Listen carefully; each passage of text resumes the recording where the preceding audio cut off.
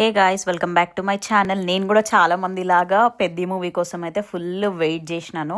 So finally మూవీకి అయితే వెళ్ళిపోయినాము first day. మీరు ఒకవేళ పర్త్ లో ఉంటే అయితే క్యారజల్ మాల్ తెలుసు కదా, సో మేమైతే అక్కడ పోయినాం అనమాట. అండ్ అది వచ్చేసి అయితే నియర్ బై ఉంటది. అండ్ పెద్ద మూవీ గాయస్, నేను only because of Ram Charan ని చూడనీకి అయితే పోయినాను. ఎందుకంటే ఆనెస్ట్ గా చెప్పాలి కదా, సో రామ్ చరణ్ ట్రాన్స్ఫర్మేషన్ అయితే చాలా బాగుంది మూవీలో. నాకైతే ఫుల్ గా నచ్చింది.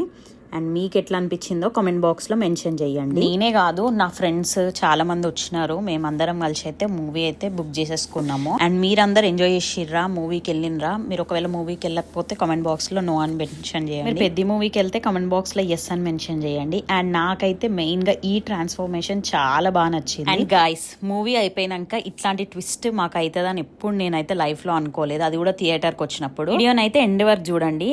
అండ్ గాయస్, ఇంకా మా గ్యాంగ్ లో అయితే ఇద్దరు కొత్త పెళ్లి కొడుకులు గాయస్. సో మా అన్న వాళ్ళకైతే పెళ్లి ఫిక్స్ అయిపోయినాయి అనమాట. సో వీళ్ళిద్దరికి అందుకే వాళ్ళిద్దరు నేను కల కూర్చోబెట్టినాము. సో ఆల్మోస్ట్ మూవీ అంతా అయిపోయినాక అందరికి నీట్ గా హాయ్ బాయ్ చెప్పేసి వెళ్ళిపోతున్నాము ఇంటికి. సో మేము థియేటర్ నుంచి స్టార్ట్ అయినాక ఒక 5 minutes కి ఒక అన్న ఫోన్ లేదని రియలైజ్ అయినాం గాయస్. అది కూడా స్టోరీలో నేను మెన్షన్ చేసిన అని చెప్పి ఇట్లా డిస్కస్ చేసుకునే టైంలో ఫోన్ లేదు అని అనుకున్నాము. ఫోన్ గైస్ ఇక పోయిందని అనుకున్నాం. బట్ చేసి సామ్సంగ్ S26 Ultra అనమాట. ఒక తెలుగు అన్నకి దొరికింది.